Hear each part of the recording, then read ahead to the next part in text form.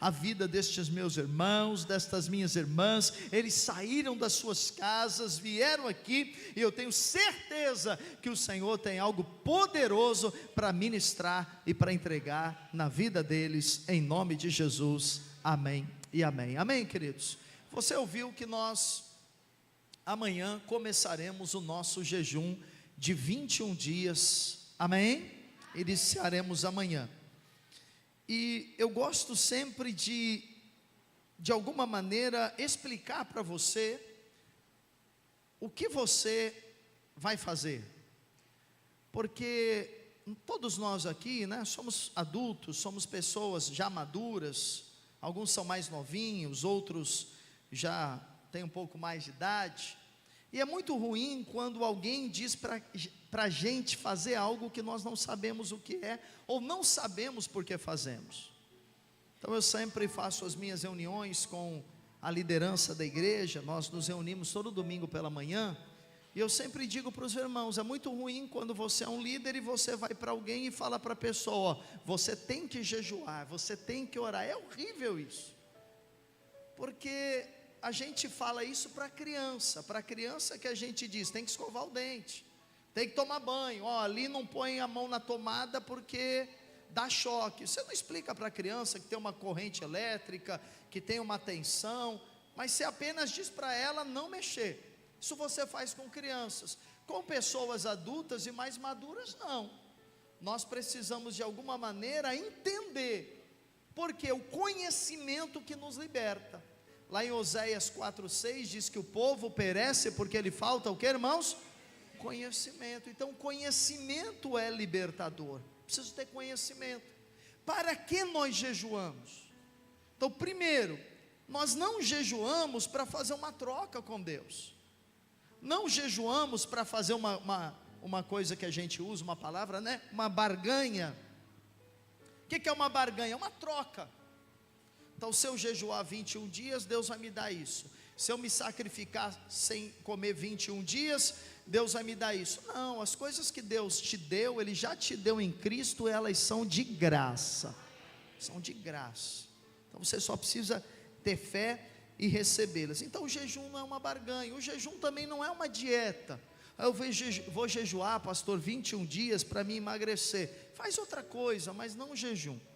O jejum tem um objetivo, o jejum tem um significado, e você precisa compreendê-lo.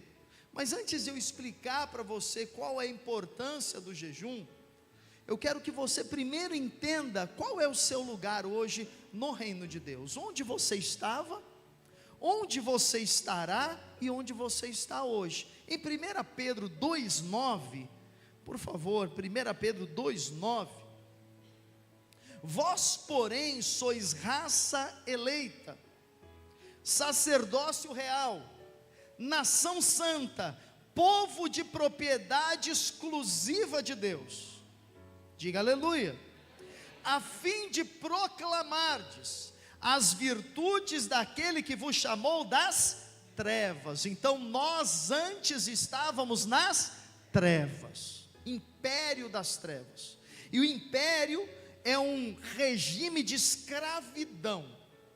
O império das trevas era um lugar onde nós éramos escravos do diabo, escravos de Satanás, não tínhamos direito a decidir o que queríamos. Ali o diabo nos oprimia, com o seu ministério triplo, né? Porque o diabo tem um ministério triplo, que é roubar, matar e destruir. Era o nosso lugar, mas aleluia, porque nós não estamos mais no império das trevas. A Bíblia diz que Ele nos chamou das trevas para a sua maravilhosa luz. Hoje você está na luz, na maravilhosa luz. E o que é estar na luz? Estar na luz é estar no reino de Deus. Hoje você faz parte do reino de Deus. Você é um filho de Deus. Seus pecados foram perdoados. O seu nome foi escrito no livro da vida. Você pode dizer amém? Agora em Cristo, nesse reino de Deus que eu e você estamos, Deus Ele quer nos aperfeiçoar. Deus Ele quer nos treinar, porque há um futuro. Eu estava estava nas trevas, hoje eu estou na luz, no reino de Deus, mas eu tenho um futuro eterno. E o futuro eterno está descrito para nós lá em Apocalipse 3, versículo 11. Apocalipse 3, 11. Venho sem demora, é Jesus dizendo que ele vai voltar, diga aleluia. Venho sem demora, conserva o que tens, para que ninguém tome a tua coroa. Então a Bíblia diz que você tem uma coroa, e você precisa guardar a sua coroa, porque alguém querendo tomá-la, esse alguém é o diabo, esse alguém é Satanás. A coroa significa a recompensa, significa o galardão, não é a salvação.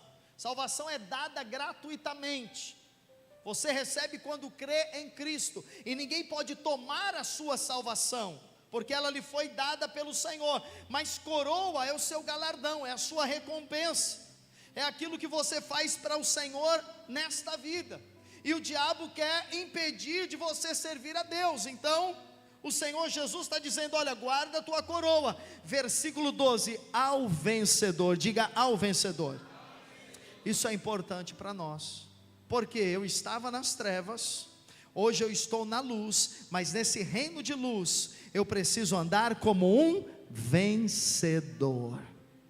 Você e eu somos chamados para sermos crentes vencedores. Aleluia!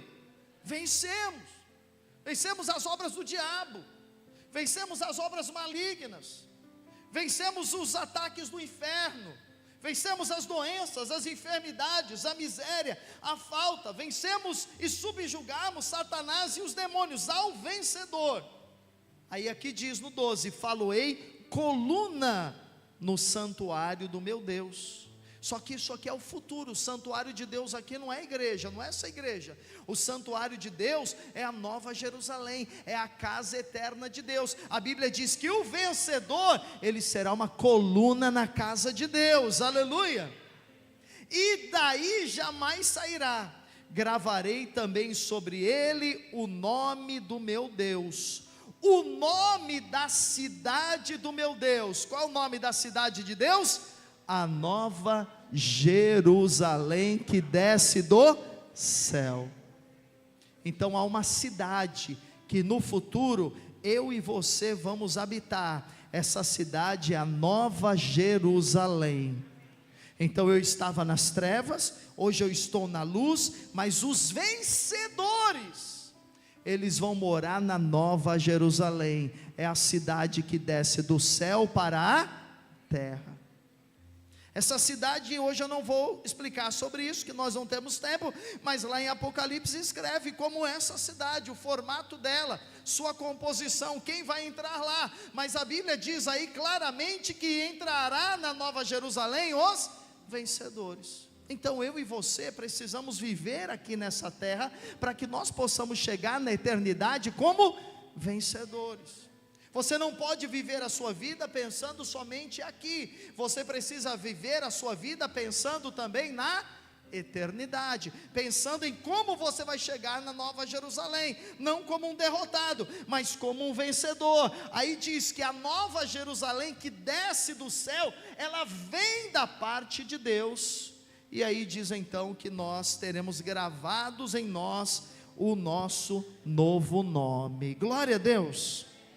Eu preciso entender isso, preciso viver para ser um vencedor, eu preciso viver para pensar na eternidade. Então durante agora 21 dias de jejum, nós vamos estar meditando sobre a nova Jerusalém, que é chamada na Bíblia também da noiva. Então durante 21 dias nós vamos ler esse livro.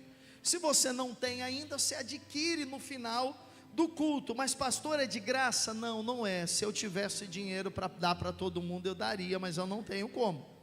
Então você precisa comprar, mas só custa R$30, não é caro. Por quê? Porque você vai jejuar 21 dias, você vai economizar. E se você tirar o almoço, você economiza no almoço. Se você tirar o café da manhã, você economiza na padaria. Se você tirar a janta, você economiza. Então durante 21 dias nós vamos ler esse livro que vai falar da Nova Jerusalém, e como você e eu podemos ser vencedores, porque a noiva é a igreja. Há um casamento marcado, viu, irmão? Esse casamento está marcado, aleluia, não vai ser mudado, o noivo não vai desistir, eu e você não vamos desistir do casamento. As bodas do Cordeiro, a igreja, o corpo de Cristo, vai casar com o noivo, e nós vamos reinar com o Senhor pelos séculos dos séculos, amém? Então, adquira aí no final, ali na entrada do prédio, você pega o seu livro. Então, entendi, vencedor. Então, tudo que eu vivo aqui na minha vida, eu preciso entender isso, preciso compreender. Quer dizer, eu vou trabalhar é uma coisa dessa vida, não é uma coisa eterna, mas eu posso tornar o meu trabalho algo para a eternidade. Como assim, pastor? Se eu testemunhar de Jesus no meu trabalho, se o que eu ganho lá no trabalho, o dinheiro que eu ganho no trabalho, eu usá-lo para abençoar pessoas, eu usá-lo para abençoar a igreja, eu colaborar com o meu dinheiro na igreja, eu estou pegando algo que é desse mundo e fazendo com que ele se torne para a eternidade. Glória a Deus. Então, se você, eu não tenho um carro, eu preciso muito de um carro, Deus, eu quero um carro, me dá um carro, aí você consegue um carro. O carro é uma coisa desse mundo, o carro, você não leva o seu carro para o céu, você não leva o seu carro para Nova Jerusalém, mas se você usar o seu carro para a glória de Deus, isso tem um efeito para a eternidade. Como é que eu uso meu carro para a glória de Deus? Se eu puder eu vou trazer gente para a igreja, se eu puder eu vou levar gente para a célula, se precisar do meu carro no encontro com Deus, está disponível. Então você está pegando algo dessa vida e você está tornando para a eternidade. Filhos é algo dessa vida ou filhos é algo da eternidade? Filhos é algo dessa vida, mas se você ensinar a palavra de Deus para os seus filhos, se você criá-los no caminho do Senhor, se eles forem pequenos, você trouxê-los na igreja infantil, você trazê-lo aqui no culto, o que vai acontecer? Os seus filhos vão para a eternidade também. Então o vencedor é aquela pessoa que compreende que tudo que ela tem aqui deve gerar frutos para aquilo que é eterno. Então o casamento é daqui ou da eternidade? É daqui, porque lá no céu você não vai ser casado, você só vai ser casado com Jesus, né? Jesus disse que no céu não se casam nem se dão em casamento. Quem não é casado ainda? Levanta a mão quem não é casado. Então vai casar aqui, porque não pode casar lá, amém? Então você casa logo em nome de Jesus, amém? Mas o casamento é daqui. Mas o meu casamento pode ser para a eternidade? Sim ou não? Sim, meu casamento pode ser para a eternidade, se refletir Jesus, se as minhas ações, se as minhas reações, se a minha família, o meu relacionamento com o meu esposo, com a minha esposa, apontar para Jesus, então o casamento, que é algo daqui, se torna um casamento para a eternidade. Então Deus quer que você seja um vencedor. E qual é a característica de um vencedor? O vencedor é aquele que conquista. Diga, o vencedor é aquele que conquista. Diga para o irmão ao seu lado, o vencedor é aquele que conquista. Glória a Deus. Então Deus tem conquistas para você. Então durante os 21 dias de jejum, escute, irmãos, durante 21 dias de jejum, nós vamos orar por conquistas. Você vai orar pelas suas conquistas pessoais. Então você vai jejuar. Pastor, como é que eu jejuo? Escolha um tempo de abster-se de alimentos, segundo a sua capacidade. Então eu consigo ficar sem comer até o meio-dia, isso mesmo. Eu consigo ficar sem comer até as 2 da tarde, ótimo. Eu consigo ficar com 2 refeições apenas, o almoço e o jantar, amém.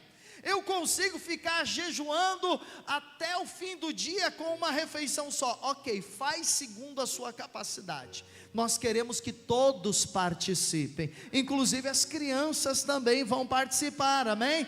Então você faz algo que é possível para você, amém? Eu estava à tarde ouvindo uma pregação e a pregadora estava dizendo assim, que o melhor despertador da nossa vida é o estômago, né? Porque o estômago nos lembra de tudo, se a gente comeu muito, se a gente comeu pouco, se a gente não comeu. Então quando você jejua, o seu estômago o tempo todo vai lembrar você que você está jejuando, e assim mesmo, você decide e corta um tipo de alimento. Nesse período você vai orar pelas suas conquistas. Quais são as suas conquistas? Olha, eu quero prosperar financeiramente, eu vou orar por isso. Eu quero empreender, eu quero abrir minha empresa. Eu quero conseguir um emprego, eu quero uma promoção. Eu vou orar, você vai orar, você vai clamar a Deus pelas suas conquistas, amém? Você vai orar a Deus por isso. Você vai orar também por saúde, que é a sua conquista pessoal, andar em saúde. Deus não quer que você ande doente, Deus não quer que você ande enfermo, Deus quer que você fique curado, ande em saúde. Você vai orar por isso, saúde. Eu tenho um diagnóstico médico aqui, tem um laudo médico incurável, não tem solução. Você vai clamar durante 21 dias, vai dizer: Senhor, eu quero ser curado, Senhor, me cura em nome de Jesus, eu oro por isso, glória a Deus. Você vai orar pelas suas conquistas pessoais. Então, saúde, trabalho, alguém da sua família que está precisando de oração, você ora por ela, ora pelos seus filhos, ora pelo seu casamento, ora por uma causa que você tem na justiça, as suas necessidades pessoais, porque você foi chamado para ser um vencedor, ao vencedor. Irmão, você não pode perder o senso, conhecimento, a revelação, que em Deus Cristo te fez um vencedor. Isso é poderoso. Só que eu preciso explicar uma coisa aqui para você. Deixa eu ver como eu vou falar para você não ficar ofendido comigo, né? Porque hoje, às vezes a gente fala qualquer coisa e as pessoas se ofendem. Irmão, muitas pessoas se acomodaram em ser derrotados. Elas se acomodaram com a necessidade financeira. Então, por exemplo, às vezes você fala assim, vamos fazer uma campanha de oração e jejum, tem que comprar um livro, R$30, aí a pessoa diz assim, eu não tenho dinheiro, eu não posso ler o livro.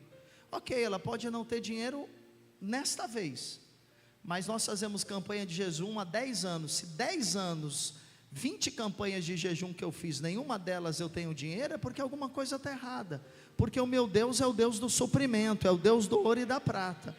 Será que Deus não tem R$30 para eu comprar um livro, sim ou não? Tem, se eu quero comprar, Ele tem.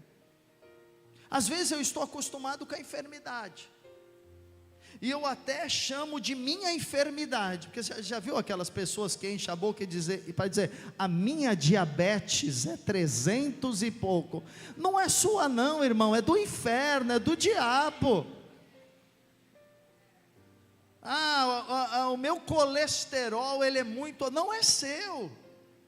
Tem poder naquilo que você fala, tem poder na sua palavra. A minha hérnia de disco não é sua, a coluna é sua, a hérnia de disco não, porque Deus te cura, amém? Você não pode acostumar com isso.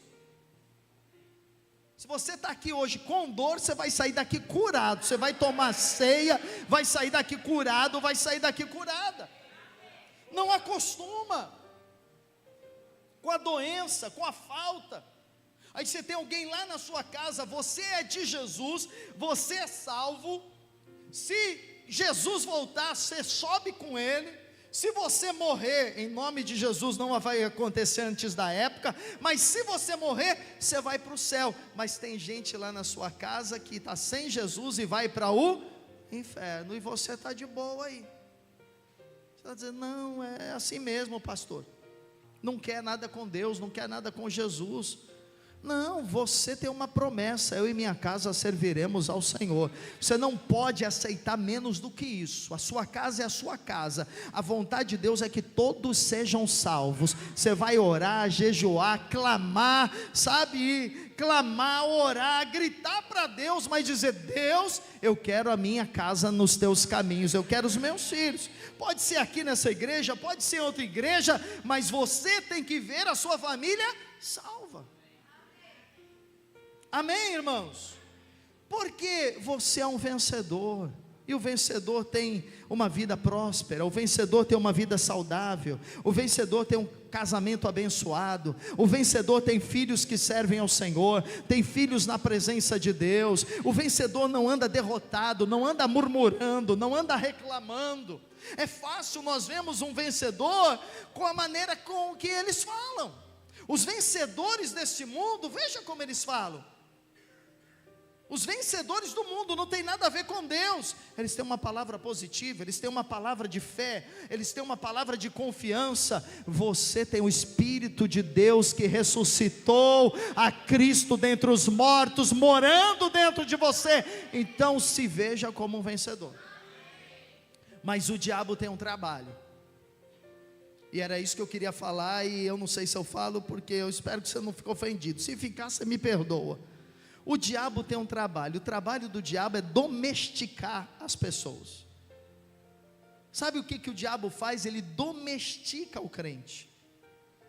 O diabo chega para o crente e diz assim: ó, a sua vida é só isso mesmo, é derrota, é falta de dinheiro, é doença, é depressão, é medo, angústia, é uma pilha de remédio para tomar, é o dinheiro que acaba no meio do mês. E você, quando é domesticado pelo diabo, você acredita nisso e você se contenta com isso.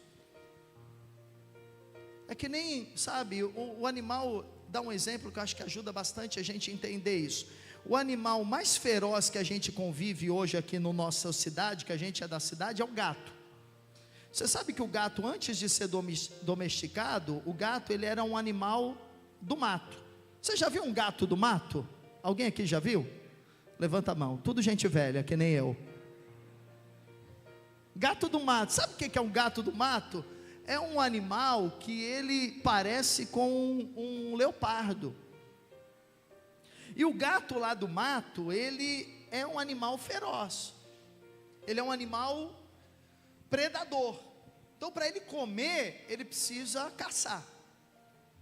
Para ele beber, ele precisa ir onde tem águas correntes.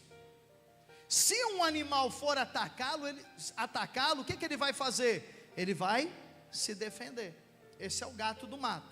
O que nós fizemos, com o passar do tempo? Nós pegamos o gato e trouxemos para dentro da nossa casa. Dentro de casa. E o que a gente fez com o gato? Domesticou. Então a gente pôs o gato para comer ração, a gente pôs o gato para tomar água na torneirinha, pôs o gato para deitar na cama. Mas o gato, ele é um animal feroz por essência, mas ele foi domesticado pelo ser humano, e ele está tranquilo lá na vida dele, Tem aquele gato famoso, o Garfield, que ele fica lá deitadão no sofá, com a pança crescendo cada vez mais, E a frase dele é: eu amo lasanha, Então é o Garfield. Tem muito crente que é o Garfield. Ele é um vencedor.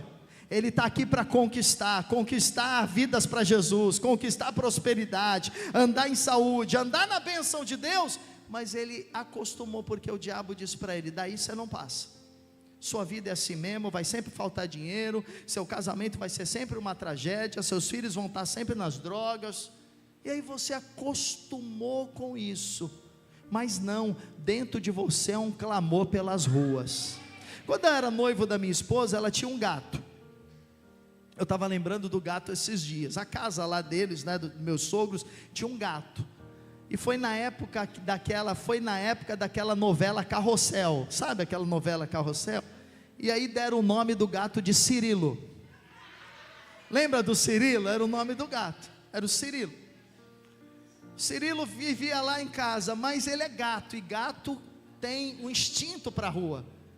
Aí o Cirilo, de vez em quando, ele subia na janela. Minha esposa e eu, nós sempre moramos aqui no BNH. E aí é bairro assim, muita gente. Aí o Cirilo ia para a janela e ia para a rua. Aí ele ficava às vezes um tempo sem aparecer, meio período. Às vezes passava, ele ficava um dia sem aparecer. Aí começamos a ficar preocupados. Cadê o Cirilo? O Cirilo desapareceu. E falaram: o personagem da novela não é o gato. Sumiu um dia. Depois de muito tempo, o gato voltava, um dia o gato nunca mais voltou. Desapareceu. Você vai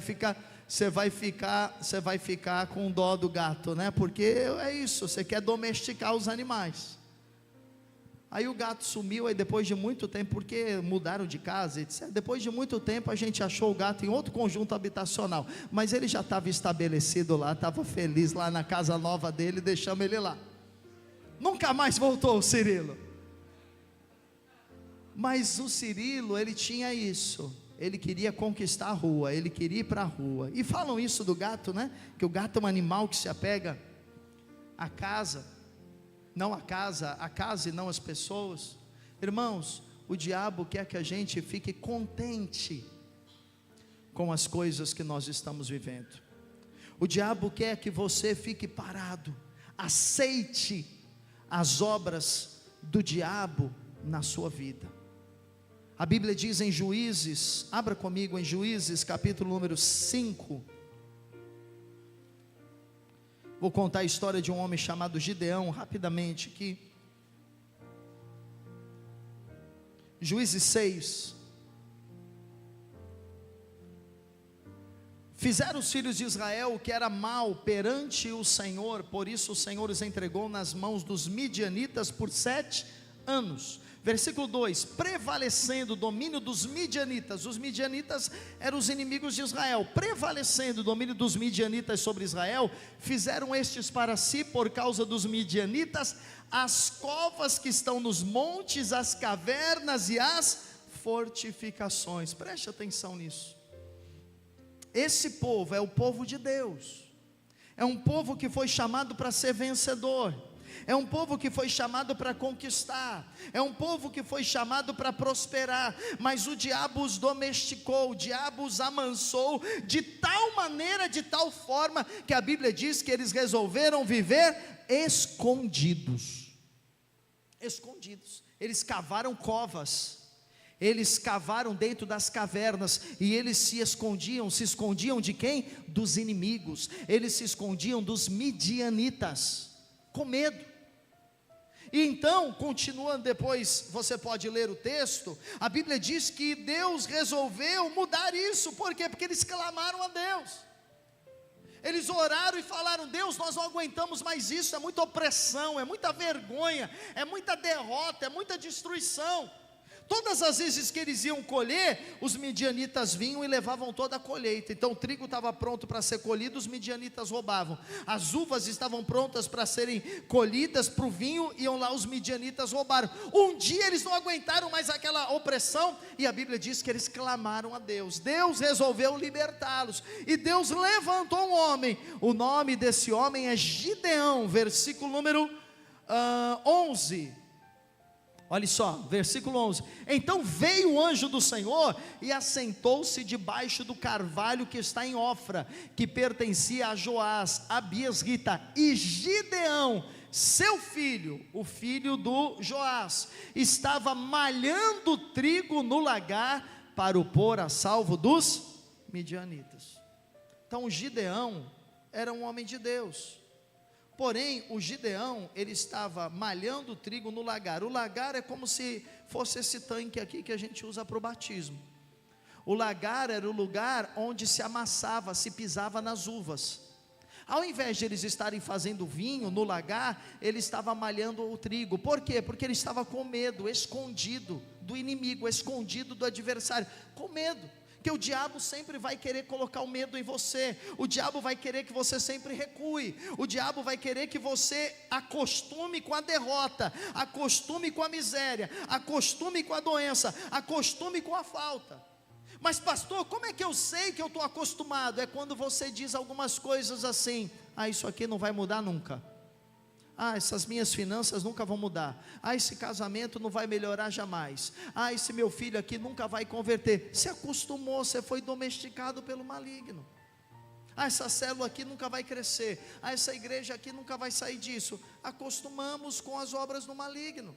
O Gideão estava assim, estava lá de boa, acostumado com aquilo, aprendeu a se esconder do inimigo. aprendeu a ficar no lugarzinho que o inimigo queria que ele ficasse, porque o diabo o tempo todo, ele está impondo para você um limite.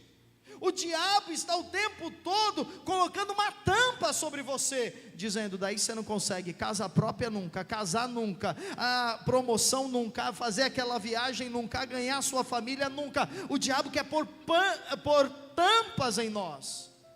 E o Gideão estava assim, lá no lagar, tampado pelo maligno, pelos midianitas, escondido. Versículo 12.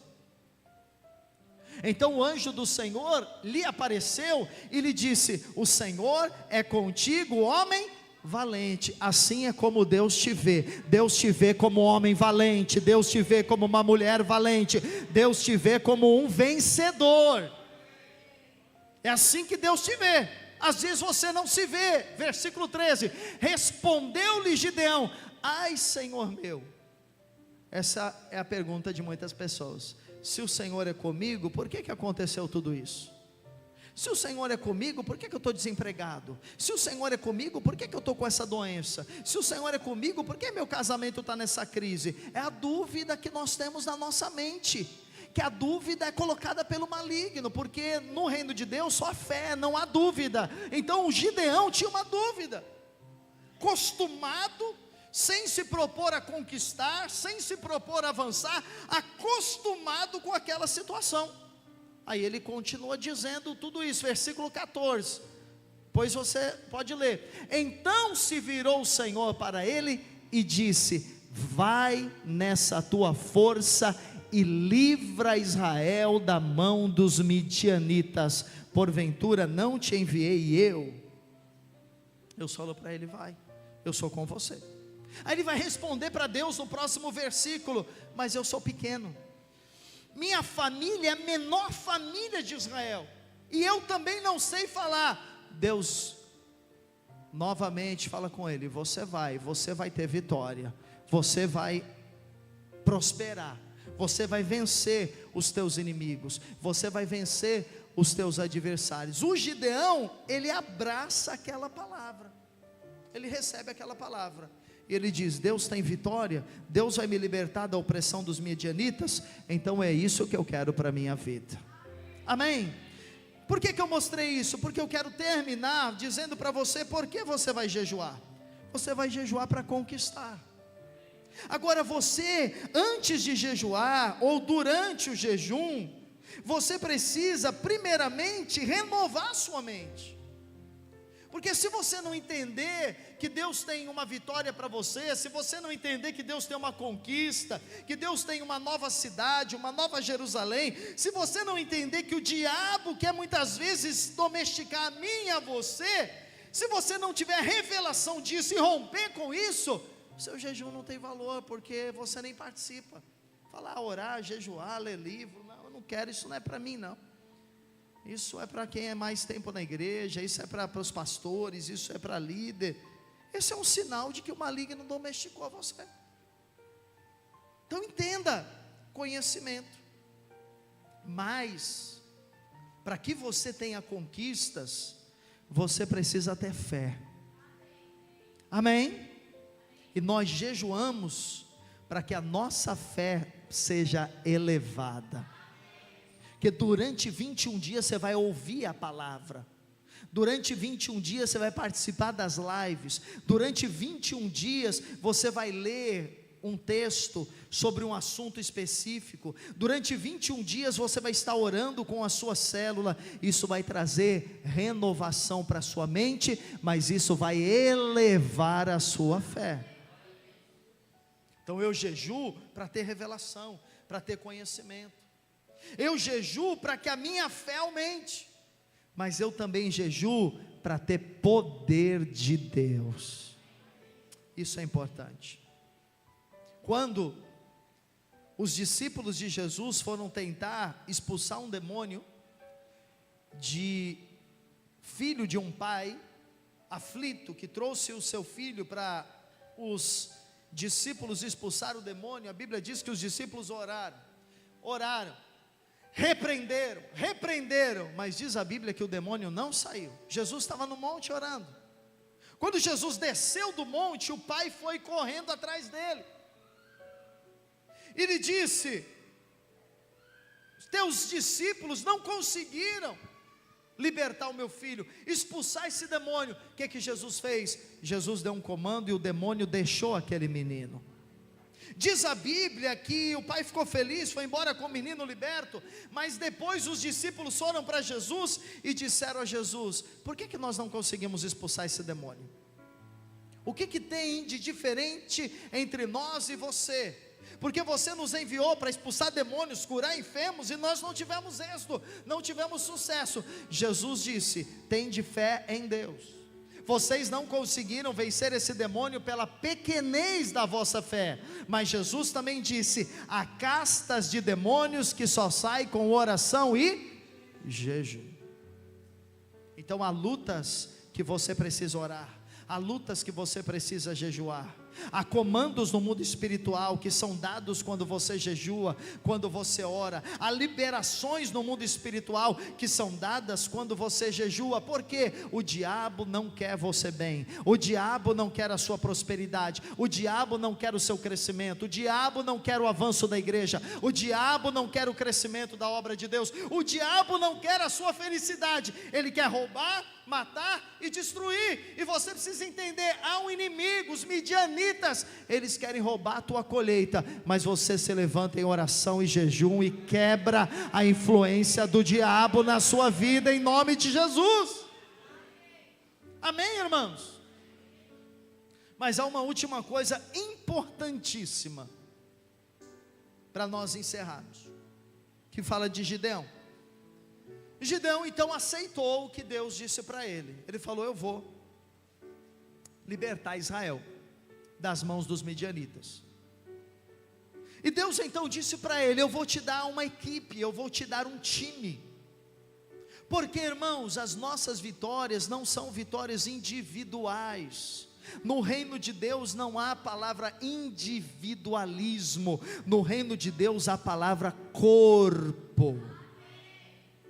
Nós somos um corpo, nós somos um rebanho, nós somos uma família. A Nova Jerusalém é constituída de pedras vivas conectadas pela argamassa do Espírito Santo. Então Gideão, ele não podia ir para a batalha sozinho, porque ele não daria conta. No exército inimigo havia 135 mil midianitas. Como é que Gideão ia vencer 135 mil midianitas? De jeito nenhum. Ele precisava de um time, ele precisava de uma equipe, ele precisava de pessoas para estar com ele. Então o tempo de jejum é um tempo que você precisa se unir a pessoas que estão no mesmo propósito que você: conquistar. Não se una a quem aceitou a derrota, não se una a quem está domesticado pelo diabo, não se una a quem fala: tem que jejuar de novo, tem que comprar livro, tem que ir para a igreja, eu não quero. Não, essas pessoas vão jogar um balde de areia na sua conquista, na sua vitória. Mas se una a pessoas que têm o espírito para avançar, para crescer, para romper, para prosperar. Amém? Você não é uma dessas pessoas que está retrocedendo, você está avançando, você quer mais, você quer conquistar. Tem que ter uma equipe. Esse é o problema da nossa sociedade atual. Por quê? Porque as pessoas querem viver isoladas, as pessoas querem viver sem ninguém, ela se basta, ela vive para si mesma. É o auge do egocentrismo. O egocentrismo não é Cristo na vida da pessoa, é o eu na vida das pessoas. E é isso que as pessoas hoje estão decidindo viver sozinhas, isoladas. Eu não preciso de ninguém. Só que assim, o reino de Deus é um reino de corpo, é um reino de comunhão. Amém? Durante o jejum nós vamos nos reunir. A célula vai reunir 3 vezes por semana. Vai reunir terça, vai reunir quarta e vai reunir sexta. Por quê? Porque você precisa de uma equipe para conquistar junto com essa equipe. Tem as suas conquistas pessoais, mas tem as conquistas da célula, tem as conquistas da igreja: salvar as pessoas, alcançar vidas para Jesus, levar para o encontro, batizar, alcançar o nosso alvo para o ano, viver multiplicação. E tudo isso nós fazemos em equipe. Aí você chegou na igreja, você é aquela pessoa que vive no individualismo. Então, permita que o Espírito Santo renove a tua mente. Permita que o Espírito Santo trabalhe em você, para formar Jesus. Jesus podia viver sozinho. Jesus podia vir e resolver tudo sozinho. Ele não precisava de nada, nem de ninguém. Ele é Deus, Filho de Deus, poder de Deus. Mas Jesus resolveu viver entre os homens. Jesus viveu compartilhar a sua vida, conquistar tudo para Deus, junto com 12 homens. E não eram 12 pessoas fáceis, é só você ler os evangelhos. Inclusive um dos que andou com ele o traiu, o entregou para ser crucificado. Então veja, não era um time fácil, não eram pessoas amorosas, maravilhosas, que adoravam Jesus, eram pessoas difíceis, mas a Bíblia diz que ele permaneceu com aquelas pessoas até o fim, porque ele sabia que o propósito de Deus não se vence sozinho, o propósito de Deus se vence com um time, se vence com um grupo. Aí Deus então disse para Gideão, eu vou terminar, eu vou dar para você um grupo de pessoas. Aí Gideão resolveu lá chamar, chegou 32 mil homens para lutar com Gideão, contra 135 mil, a diferença é grande. Aí Deus disse para Gideão, é muita gente. Sabe qual é o problema? A sua vitória, Gideão, você está querendo que seja no braço da carne, com a força humana, mas a sua vitória vai ser no meu poder, a sua vitória vai ser na minha força. Então Gideão libera quem? Os tímidos e os covardes. Timidez e covardia é o oposto da fé. Amém? Timidez e covardia é o oposto da fé.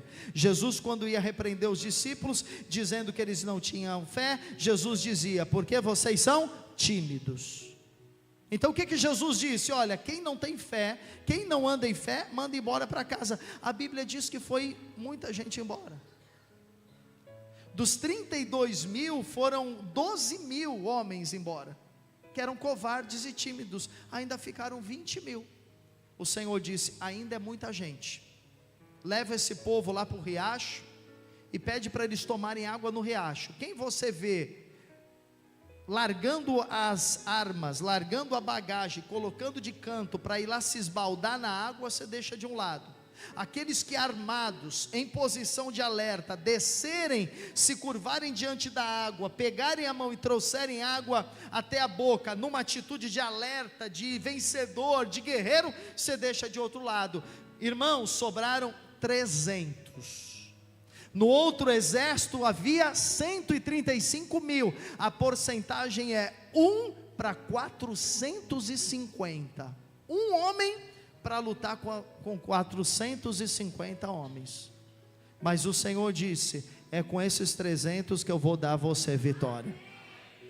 Então Deus tem uma equipe para você. Não ande sozinho, não, a sua célula é a sua equipe, a sua igreja é a sua equipe, amém? Para nós lutarmos, vencemos os nossos alvos pessoais e os nossos alvos de igreja. Gideão falou amém, ele abraçou aquela palavra, ele entendeu, vou libertar Israel da opressão maligna. O que ele fez? Foi para o campo de batalha, e depois a história você lê, eles não precisaram lutar, eles não tiraram uma espada, eles não mataram ninguém, Deus com o seu poder fez com que uma confusão acontecesse no arraial do inimigo, e aqueles 135 mil homens se dispersaram completamente, e a vitória foi dada, pelo poder de Deus. As suas vitórias, as minhas vitórias, elas acontecem pelo poder de Deus. Então o jejum é isso, é para você ter conhecimento, renovar a sua mente. O jejum é para você aumentar a sua fé, amém? O jejum é para você se encher do poder de Deus, e o jejum é para que você esteja junto de uma equipe. Então nós vamos ter toda uma programação, vou já orar com você, lives, 7 da manhã, live meio-dia, reuniões na célula, 3 vezes por semana, culto aqui domingo, para quê? Para que você se alimente o máximo possível, amém, irmãos? Eu tenho dito, o diabo não vai me domesticar, Eu tenho dito, eu não vou ser pastor de uma igreja domesticada. Eu tenho dito, você não vai ser alguém domesticado pelo diabo. Você tem um DNA, o seu DNA é de vencedor. Vencedora. O Senhor tem vitória em todas as coisas. Nós somos mais do que vencedores por meio de Cristo Jesus. Esse é o tempo de você conquistar. Esse é o tempo de você entrar na sua multiplicação. Esse é o tempo de você lutar. Esse é o tempo de você orar. Tempo de jejuar. Tempo de renovar sua mente. Tempo de avançar e viver tudo aquilo que Deus tem para você. Você quer isso para a sua vida? Fica de pé no seu lugar. Eu quero orar por você. Quero orar com você. Aleluia.